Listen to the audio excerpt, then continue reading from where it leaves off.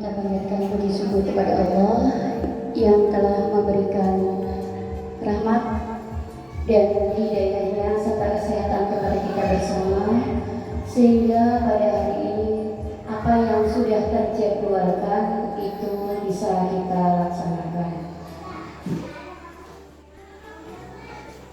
Karena kita di sini ada kesempatan untuk menggali ilmu, untuk mendapatkan pencerahan di sela-sela kepenatan dan kepadatan aktivitas Sumargoto.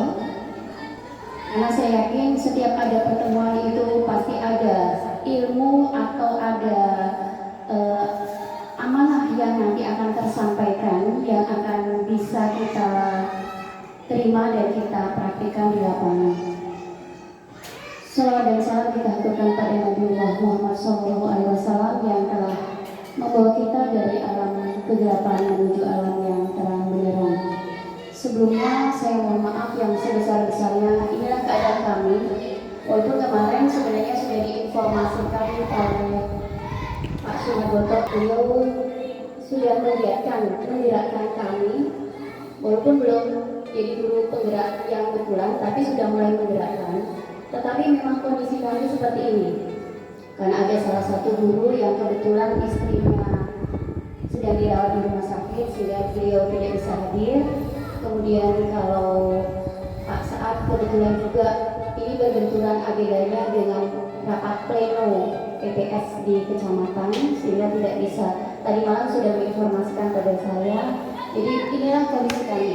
Dan begitu juga tadi ketika Bapak hadir, sampai di sini kami dengan aktivitas masing-masing. Karena kondisi kami seperti ini, adanya cuma ini gurunya. Dan kebetulan juga saya sangat bersyukur karena guru yang ada sudah mampu melaksanakan tugas sesuai dengan tupoksi yang diberikan.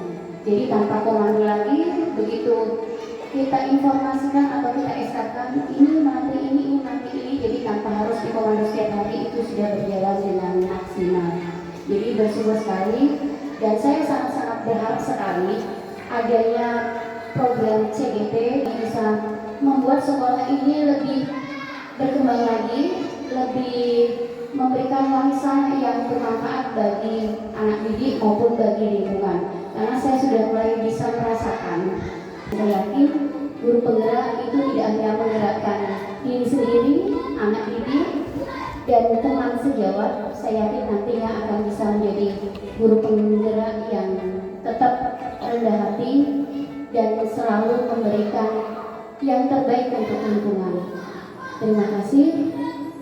Waktu saya kembalikan kepada Bapak Budiman. Lebih kurang saya mohon maaf. Saya Ari. Assalamualaikum warahmatullahi wabarakatuh. Waalaikumsalam warahmatullahi wabarakatuh. Waalaikumsalam warahmatullahi wabarakatuh. Berikut adalah episode kedua atau season kedua. Karena ini adalah rangkaian kegiatannya dari Pak Sumargoto. Tujuannya di sini adalah berbagi kepada rekan sejawat atau rekan guru yang lain. Ya. Jadi untuk setelah ini juga mungkin karena untuk mempersingkat waktu juga, ruang diskusi saat ini saya serahkan kepada Pak Sumargoto sebelumnya. Silakan Pak.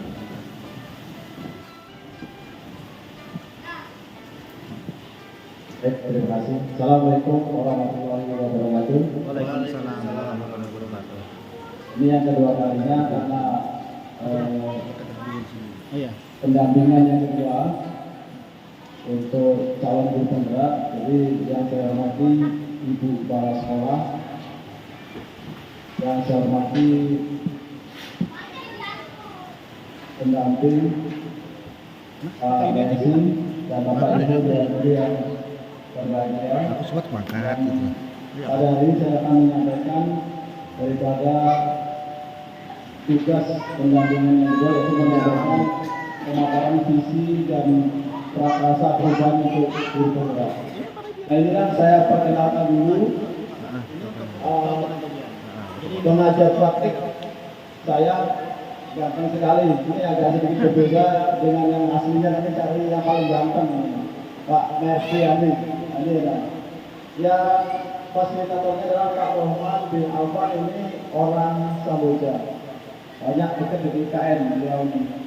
Dan Pak Mercy juga berdekatan dengan Pak Roman saling membangun IKN ini, karena orang penting di IKN. Mudah-mudahan beliau-beliau ini bisa nanti ada di dalamnya, jadi kita dikenal. Ya, inilah perkenalan Pak Mercy Adi, Samudra juga, Pak Roman Jawa, Pak Samudra juga Pak ya, Pak Mercy ya? Ya. Samudra juga. Nah, sebelumnya saya puisi mematik. Jadi ini saya akan bacakan, mungkin Bapak Ibu, mungkin yang CGP atau yang pengajar praktik ini sudah tahu puisi ini. Tapi mungkin Bapak Ibu ada yang pernah dengar atau yang belum. Saya akan bacakan puisi Aku Melihat Indonesia, karya Soekarno. Jikalau aku berdiri di pantai melihat, aku mendengar lautan Hindia bergelora, membanting di pantai melihat itu. Aku mendengar lagu Sajak Indonesia. Jika aku melihat sawah-sawah yang menguning menghijau, aku tidak melihat lagi batang-batang padi yang menguning menghijau. Aku melihat Indonesia.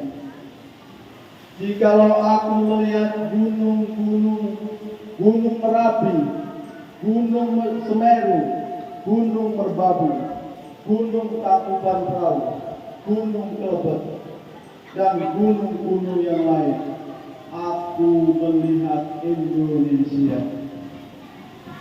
Jikalau aku mendengar lagu-lagu yang merdu dari Batak, bukan lagi lagu Batak yang kudengarkan, aku mendengarkan Indonesia.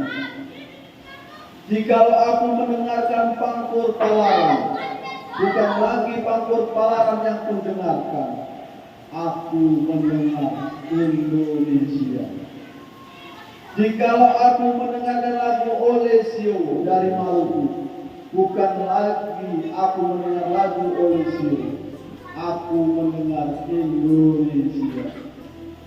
Jikalau aku mendengarkan burung perkutut menyanyi di pohon ditiup angin yang sepoi-sepoi, bukan lagi aku mendengarkan burung perkutut, aku mendengarkan Indonesia.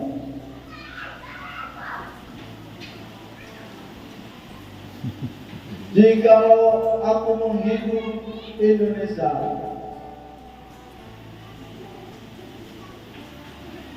aku tidak lagi menghirup udara, aku menghirup Indonesia. Jikalau aku melihat wajah anak-anak di desa-desa dengan mata yang bersinar-sinar, Pak Merdeka, Pak Merdeka, Pak Merdeka, aku bukan lagi melihat mata manusia, aku melihat Indonesia. Terima kasih. Jadi Bapak Ibu, itu daripada puisi yang dibuat oleh Presiden kita yang pertama, Bapak Insinyur Soekarno, itu menjelaskan bahwa betapa cintanya kepada Indonesia. Jadi itu puisi tematik pada hari ini, bahwa kita berpusat untuk Indonesia.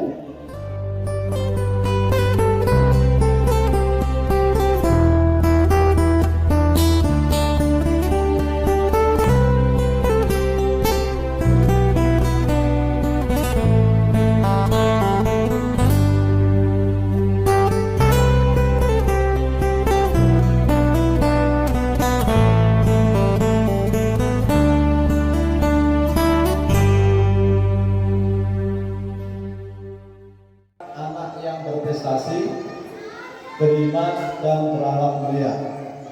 Berikutnya, sadar betul bahwa murid di sekolah kita sadar mereka mempunyai kemampuan. Yang berikutnya, murid di sekolah kita sadar betul bahwa harus menaati aturan yang berlaku. Berikutnya di sini ada jawaban. Murid di sekolah sadar betul bahwa keterbatasan bukan alasan untuk maju, sehingga semangat selalu tinggi. Untuk menjadikan yang terbaik harus ada pembeda. Berikutnya, guru adalah model untuk ditiru dan digugu. Di sini berikutnya terakhir, murid adalah sadar betul bahwa tempat perilaku menjadi baik. Saya menegaskan bahwa tujuannya dari pendidikan adalah menuntun segala kodrat yang ada pada anak. Kita, Bapak Ibu, menuntun bukan merubah kodrat, kita hanya menuntun agar mereka mendapat mencapai keselamatan dan kebahagiaan yang setinggi-tingginya, baik sebagai manusia maupun sebagai anggota masyarakat. Diajak Dewantara juga mengemukakan bahwa dalam proses menuntun, anak perlu diberikan kebebasan dalam belajar serta berpikir. Dituntun oleh para pendidik agar anak tidak kehilangan arah. Jadi Bapak Ibu guru, kita yang menuntun dan membahayakan bagi dirinya. Jadi kita yang bertugas untuk menuntun anak-anak kita. Semangat agar anak bisa bebas belajar, berpikir agar dapat mencapai keselamatan dan kebahagiaan berdasarkan kesusilaan manusia ini yang akhirnya menjadi tema besar kebijakan pendidikan Indonesia saat ini, yaitu Merdeka Belajar. Ini dimensi profil pelajar Pancasila yang ada pada profil Pancasila. Yang pertama, beriman dan bertakwa pada Tuhan Yang Maha Esa dan berakhlak mulia. Yang kedua, berkebinekaan global, gotong royong, mandiri, kreatif, dan bernalar kritis. Ini sudah sering kita mendengar dan kita juga mengucapkannya. Ini visi sekolah kita. Jadi Bapak Ibu juga tahu, saya sampaikan, ini mumpung ada kepala sekolah, ini visi organisasi Bapak Ibu ya, bukan visi kepala sekolah. Karena apa? Almarhum dulu Pak Haji Data itu meninggal, kita tetap memakai visi ini.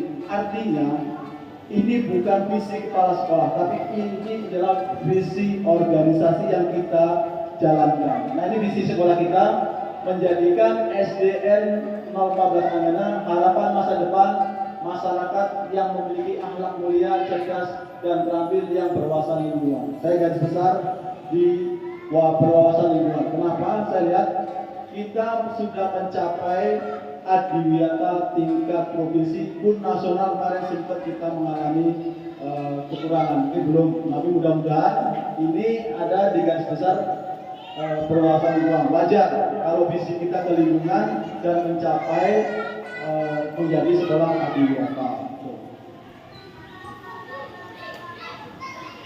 Nah, apakah visi sekolah kita selama ini sudah selaras dengan cita-cita kita dan untuk murid? Selaras atau tidak? Nah, kita akan menilai kita nanti. Jadi, apakah visi sekolah kita selama ini sudah selaras dengan cita-cita kita untuk murid? Dapatkah untuk murid? Terus sikap yang mencerminkan visi yang dirumuskan pada perilaku murid, guru, kepala sekolah, serta orang tua. Bagaimana guru? Nah, contohnya apa? Visinya ini mengenal pada guru, pada murid, pada sekolah-sekolah, dan orang tua. Jadi contohnya ini Bu, ini sedikit contoh. Kalau guru misalkan visinya kenal enggak? Guru masuk tepat waktu, ramah kepada anak, mengajar dengan menyenangkan. Ini kan misalkan kalau ke guru. Terus kalau orang tua, sasarannya orang tua yang mendampingi anak belajar. Yang ketiga, itu muridnya disiplin dan sopan terhadap guru. Kita harapkan disiplin dan sopan. Contoh, sekitar contoh. Ini visi saya sebagai guru penggerak, mewujudkan peserta didik tangguh, berkarakter, profil pelajar Pancasila. Ini visi yang saya buat, itu mewujudkan peserta didik tangguh, berkarakter, profil pelajar Pancasila. Pendek.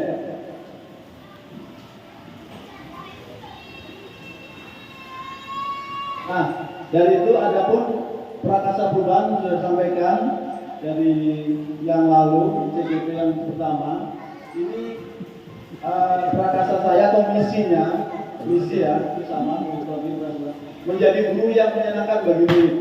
Jadi saya akan berupaya akan menyenangkan bagi murid. Jadi sehingga kalau muridnya senang, akhirnya nanti dia senang dengan pembelajarannya, pelajaran apapun. Jadi proses pembelajaran itu yang penting saya menyenangkan dulu anak datang sekolah, karena sekolah itu rumah kedua bagi mereka. Nah, Bapak Ibu, ini tahapan-tahapan cara merumuskan misinya, yaitu dengan ada tabel namanya tabel Bagja. Ya. Tadi sudah dijelaskan. Kita yang pertama B, buat pertanyaan.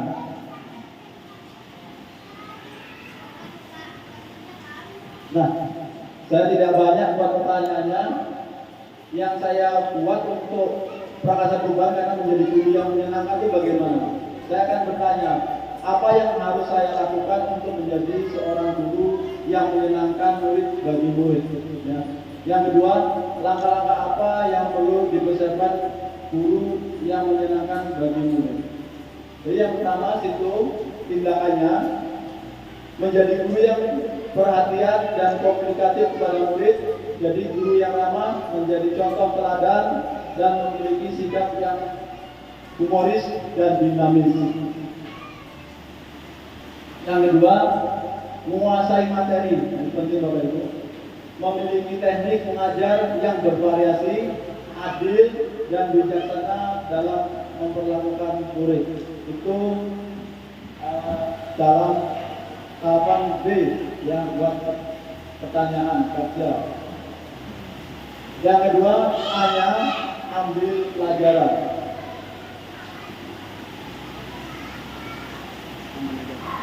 Nah, siapa orang yang memiliki pengalaman yang bisa menjadikan sumber guru yang menyenangkan bagi murid? Saya ambil di situ dengan tindakan, saya ambil guru yang senior, misalkan di kelas 4, guru yang menyenangkan. Jadi saya ambil contoh, misalkan guru itu menyenangkan, jadi saya belajar. Yang kedua, aktivitas apa yang dilakukan untuk menunjukkan menjadi guru yang menyenangkan? Jadi aktivitasnya apa? Saya menerapkan metode dan strategi pembelajaran yang menyenangkan. Jadi Bapak Ibu tahu, saya sering memakai mic atau shot-shot yang menyenangkan. Ternyata anak saya musik. Jadi sering mohon maaf, tapi itu yang saya berikan. Jadi saya ambil mic memang untuk menyenangkan. Mereka akan bahagia, semuanya dia senang. Ayo Pak, kita lagi. Jadi semuanya itu. Jadi mungkin metode dan strategi yang saya buatkan. Terus ketiga, keterampilan apa? Ketika ada murid yang melakukan kesalahan, tidak melakukan kesalahan, itu tidak memarahi, tapi dengan tegur dengan baik. Jadi nanti ada proses juga hukuman, ya, pada kita pembelajaran hari ini ya, ada cara hukuman hadiah itu ada juga. Nanti lain waktu kita akan berkolaborasi lagi. Yang ketiga, gali mimpi. Jadi kita akan menggali mimpi. Jadi kita akan sama sampaikan tadi sebelumnya, kita menggali mimpi, kita akan bermimpi seakan-akan ya. Apakah kebiasaan-kebiasaan baru yang saya bayangkan terjadi bila mana terwujud menjadi guru yang menyenangkan bagi murid. Jadi saya akan mimpi dulu, apabila guru tua, saya jadi guru yang menyenangkan dalam kayak apa. Yang pertama yaitu di situ kebiasaan yang akan dilakukan menguasai materi, menerapkan berbagai strategi belajar agar terciptanya dan selalu melakukan refleksi, mendokumentasikan. Ini sering kita omong Bapak Ibu, mendokumentasikan sering terlewatkan. Terus selalu melakukan refleksi. Sudah saya coba, alhamdulillah berhasil Bu. Refleksi yang kelas bawah SD bisa. Terus kegiatan pembelajaran dan berusaha dekat dengan siswa. Terus mengetahui karakter setiap murid. Jadi kita harus dekat juga dengan siswa yang untuk mengetahui karakter yang kita miliki. Apalagi muridnya sedikit, lebih enak kita memahaminya. Berikutnya jabarkan rencana. Jadi rencana-rencananya apa saja? Nah ini ada 3 rencana saja, tidak terlalu banyak. Yang pertama, apa langkah-langkah sederhana yang bisa dilakukan untuk mewujudkan menjadi guru yang menyenangkan bagi murid? Langkah-langkahnya apa? Berusaha dekat dengan setiap murid agar murid merasa lebih santai dan senang saat belajar. Kita dekat. Dulu mungkin menakutkan, sekarang anak mungkin mencari. Terus apa saja praktik baik dalam mewujudkan guru yang menyenangkan bagi murid? Mengajar dengan hati yang ikhlas dan sabar. Jadi bahwa guru kuncinya ikhlas. Jadi sampaikan dulu ada rekan kita juga bahwa kita mengajar dengan hati yang ikhlas, terus sabar. Karena kita anak-anak ini, kalau tidak sabar bisa dilempar kita pakai sapu zaman dulu ya, pakai penggaris itu yang zaman dulu. Berikutnya, apa target dalam mewujudkan guru yang menyenangkan bagi murid? Memahami dan mengenali karakter murid untuk mempermudah memberikan karakter siswa serta memberi minat bakat serta potensi. Kita juga harus mengetahui potensinya. Kita tidak bisa memaksakan anak itu.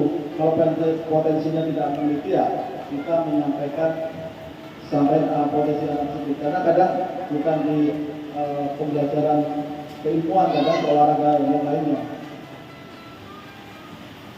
Nah, ini adalah eksekusinya.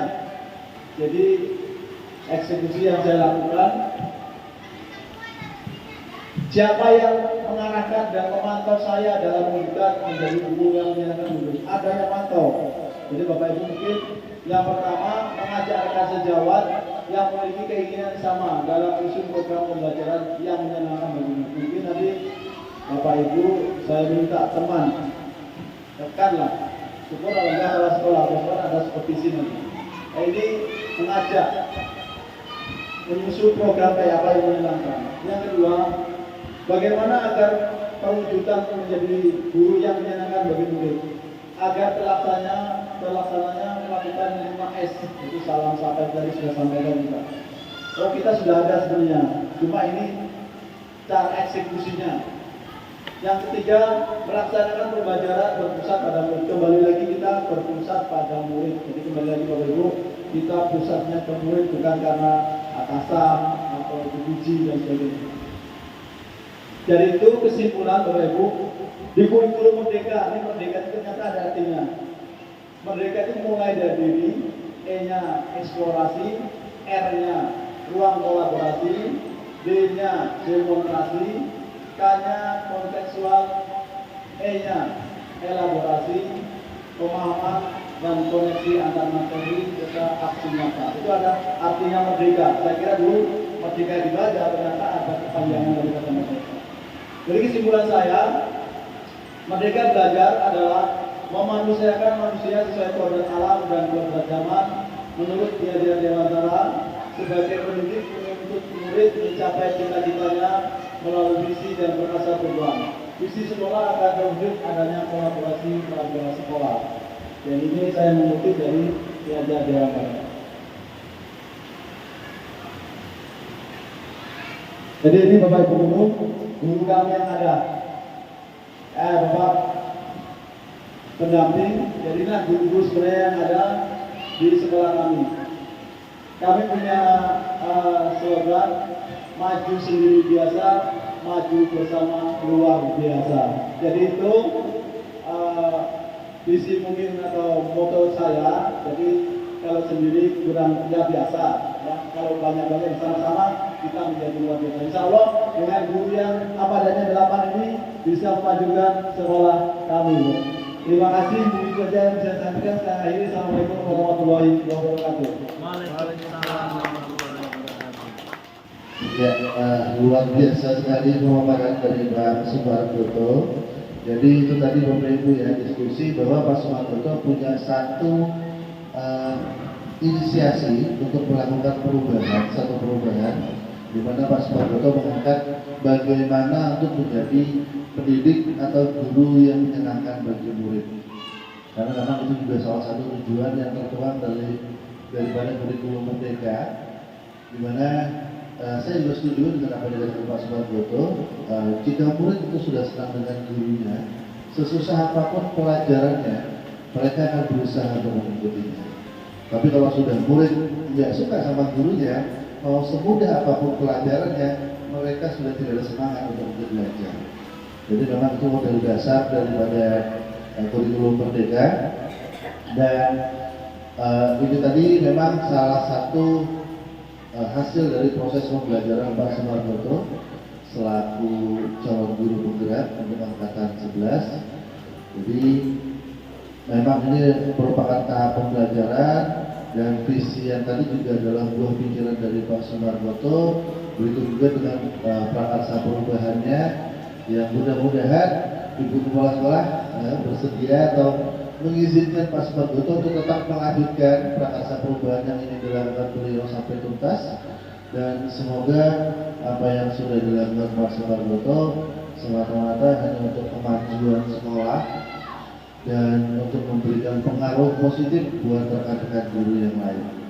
Ya mungkin itu saja untuk sesi diskusi hari ini. Selebihnya saya juga mohon izin persoalan mungkin lebih private dengan Pak Sumargoto karena kita akan ada diskusi lanjutan untuk individunya. Ya mungkin itu saja untuk diskusi hari ini. Saya selaku pengajar praktek menutup kegiatan diskusi ini dengan membaca hamdalah, alhamdulillah, rabbil alamin. Dan kurang lebihnya saya mohon maaf. Wassalamualaikum warahmatullahi wabarakatuh. Iya.